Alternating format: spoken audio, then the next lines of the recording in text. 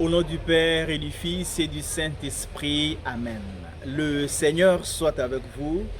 Frères et sœurs, nous célébrons le 3e dimanche du Carême, année C. Les textes qui nous sont proposés en méditation nous invitent à la conversion. Dans la première lecture, tirée du livre de l'Exode au chapitre 3, versets 1 à 8, puis le verset 10, encore le verset 13 à 15, c'est la vocation de Moïse. Moïse, du berger au berger. Il était le berger des troupeaux, des bêtes. Il sera le berger des hommes. Donc Dieu perfectionne ce que nous faisons. Dieu vient au secours de ce que nous faisons pour le bénir, pour le transformer. Il passe de berger au berger. Moïse voit une chose extraordinaire. Un buisson qui brille, qui ne consume pas. Mais Moïse prend déjà la décision de conversion, de changement pour approcher, pour voir davantage. Je veux faire un détour. Le verbe est sourd qu'il dit tourner, retourner.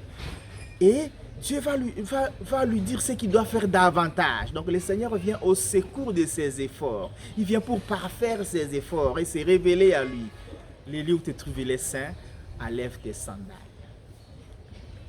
Dieu bénit nos efforts. Dieu perfectionne ce que nous faisons. Alors Dieu va se révéler à lui. Il lui dit, il a vu la souffrance de son peuple, il a entendu ses cris sous les coups des surveillants, il connaît ce qu'il est en train de vivre. Le Seigneur connaît, et le Seigneur voit, le Seigneur entend, le Seigneur connaît ta souffrance. Peu importe la durée, il connaît. Il veut seulement que tu comptes sur lui et il a un temps où il va intervenir dans ta vie. Alors ne te décourage pas. Dieu voit, Dieu entend, Dieu connaît ce que tu es en train de vivre. Alors attends le temps de Dieu. Et tu révèles en lui le Dieu d'Abraham, le Dieu d'Isaac, le Dieu de Jacob. Il s'appelle Je suis Adonai. Bon, Jéhovah, mais on ne prononce pas, c'est Adonai, le Dieu d'Abraham, le Dieu d'Isaac, le Dieu de Jacob. Et il va dire à la fin que c'est comme ça qu'on va l'invoquer durant des siècles. C'est ça le nom de Dieu. Il est Adonai, le Dieu d'Abraham, le Dieu d'Isaac, le Dieu de Jacob.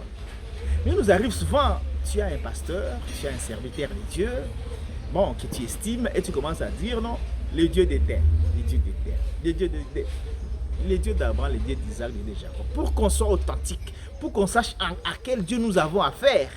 Le monde est devenu très compliqué, peut-être que celui que tu vois, ou à l'intérieur, il n'est pas celui-là. Alors il faut évoquer le Dieu d'Abraham, le Dieu d'Isaac, le Dieu de Jacob, pour ne pas se perdre. Et dans la deuxième lecture, tirée de la lettre de Saint Paul, la première lettre de Saint Paul, l'apôtre aux Corinthiens, au chapitre 10, versets 1 à 6, puis les versets 10 à 12, Paul nous dit que les enfants d'Israël ont communié avec Moïse, ils ont pris la même eau, les rochers qui symbolisaient les Christ, Dieu les a accompagnés par la nuée et puis par la colonne de feu. Mais ce qui est intéressant, ce qui nous intéresse, est que pourquoi ils ne sont pas entrés en terre promise? Pourquoi ils ont été exterminés dans le désert? Parce qu'ils ont récriminé. Ils ont nié la grandeur de Dieu. Ils ont été ingrats par rapport à Dieu. Ils n'ont pas reconnu ce que Dieu fait pour eux. C'est ce qui nous arrive. Ne pas être content de ce que nous sommes, de récriminer contre Dieu. Il nous arrive même de nous révolter contre Dieu. Parfois, on refuse même de prier. On se révolte, on récrimine. C'est ce que les enfants d'Israël ont fait dans le désert. Et Paul dit que ça devait nous servir de leçon. Soyons contents de ce que le Seigneur fait pour nous. Le Seigneur ne nous a pas abandonnés. Le Seigneur a son temps où il va intervenir. Et dans la lecture de l'évangile tiré de Luc, chapitre 13, versets 1 à 9, Jésus nous invite à la conversion. Les gens lui rapportent ce qu'Hérode a fait. Il a exterminé tous les Galiléens qui étaient en train de faire les sacrifices. Et quand il raconte, ils étaient comme dans les sentiments d'innocence ou peut-être des méfiances. C'est ce qui nous arrive. Quand nous parlons du malheur des autres, ou même parfois de leur état de santé, ce qui leur est arrivé est des dérangeants ou des catastrophiques. On a 2 ou 3 sentiments. Premièrement, on peut avoir le sentiment de pitié, de compassion, peut-être. Deuxièmement, on peut avoir le sentiment d'innocence. On se sent un peu innocent, on dit bon, moi au moins, je suis comme ça, je ne suis pas comme lui. On fait comme on juge la personne qui a connu les désastres. Et un autre sentiment, on peut en parler, mais dans le sens de l'aider peut-être.